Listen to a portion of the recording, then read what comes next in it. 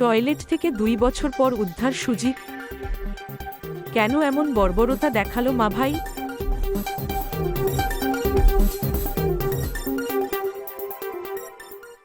প্রায় 9 মাস ধরে বাথরুমে আটক সুজিত দাসকে পুলিশ উদ্ধার করে পুনর্বাসন কেন্দ্রে পাঠিয়েছে। সুজিত ব্রাহ্মণবাড়িয়ার নাসিরনগর সদর ইউনিয়নের কাশিপাড়া গ্রামের মৃত হরেন্দ্র দাসের ছেলে। গত 2 বছর নিখোঁজ ছিলেন তিনি।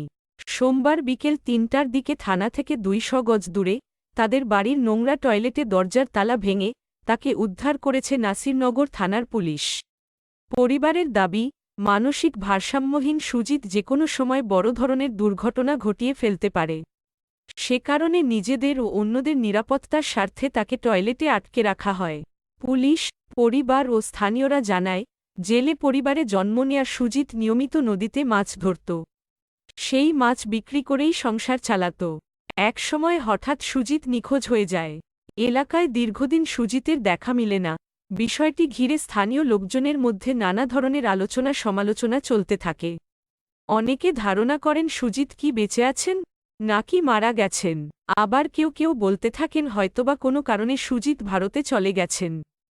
সোমবার বিকেলের দিকে নাসিরনগর থানায় খবর আসে, থানা থেকে মাত্র 200 গজ দূরে সুজিতদের বাড়ির একটি নোংরা অন্ধকার টয়লেটের ভেতরে গত 2 বছর ধরে তালা দিয়ে বন্দি করে রাখা হয়েছে সুজিতকে। টয়লেটের নিচের অংশে ছোট একটি ফাঁকা দিয়ে সুজিতকে মাঝে মধ্যে কিছু খাবার দেয়া হতো। সুজিত দিনে রাতে ল্যাট্রিনের ফ্লোরে শুয়ে থেকে ওই ফাঁকা দিয়ে বাহিরের দিকে চেয়ে থাকত। মাঝে মধ্যে চিৎকার চেঁচামেচি করত। আর এভাবেই ওই ল্যাট্রিনের ভেতরে কেটে গেছে সুজিতের 2টি বছর। পুলিশ ওই টয়লেটের তালা ভেঙে সুজিতকে উদ্ধার করে হেফাজতে নিয়েছে। অনেকেই বলছে, গত 5 বছর আগে সুজিত একটি হত্যাকাণ্ড ঘটিয়েছিল। তখন থেকেই সে মানসিক ভারসাম্য হারিয়ে ফেলে। পাগলের প্রলাপ ভাঙচুর ও মানুষকে মারধর করতে থাকে। আবার নাম প্রকাশ না করার শর্তে একাধিক ব্যক্তি বলেছেন, সম্পত্তির জন্যই সুজিতকে এভাবে বন্দি করে রাখা হয়েছিল। সুজিতের মা আরতি রানী বলেন, মাথায় সমস্যা থাকায় যাকে দেখে তাকেই মারধর করতে থাকে। সে মানসিক ভারসাম্যহীন। একটি হত্যা মামলার আসামিও। নিজেদের ও অন্য লোকজনের নিরাপত্তার জন্য ল্যাট্রিনে আটকে রাখতে বাধ্য হয়েছি। এ বিষয়ে সুজিতের ভাই অনিল দাস বলেন, সুজিত যদি কাউকে হত্যা করে ফেলে, এর দায়দায়িত্ব কে নিবে? নাসিরনগর থানার অফিসার ইনচার্জ, ওসি, সোহাগ রানা বলেন, ল্যাট্রিন থেকে একটি মানুষের শব্দ কানে ভেসে আসছে। এমন সংবাদের সত্যতা যাচাইয়ের জন্য ওই বাড়িতে যায় পুলিশ। জানতে পারি ল্যাট্রিনে সুজিত 1 বছরেরও অধিক সময় ধরে বন্দি আছে। যুবককে উদ্ধার করে আপাতত চিকিৎসা করানো হচ্ছে।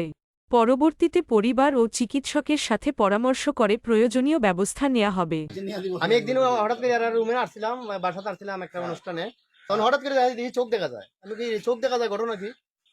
আমি শঙ্করে বললাম, শঙ্কর কিতা কয়রা করে ফাঁকটা তো বন্দি রাখছে। আমি কারি সভ্য না, বাথরুমের মাঝে বন্দি রাখি এরকম তো আমি কত ইতিহাস আমি কোনদিন দেখি না।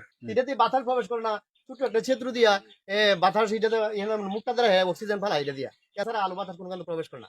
পরে বয়ে রাখছে, যদি একটা দুর্ঘটনা ঘটায় এই বয়ে রাখছে। কোনো সমস্যা থাকে তাহলে তারা আমরা পাগলাগারোতে পাঠাবো প্রয়োজনে, বা তার চিকিৎসার ব্যবস্থা করাবো।